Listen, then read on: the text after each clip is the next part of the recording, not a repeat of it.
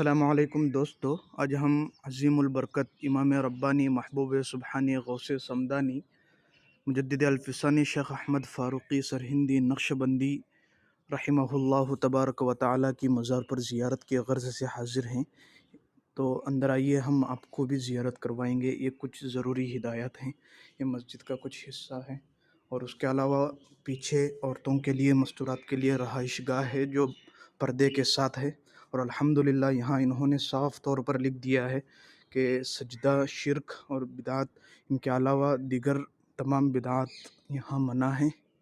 और ये देख सकते हैं आप, यहाँ पर भी इन्होंने लिख दिया है। उसके अलावा ये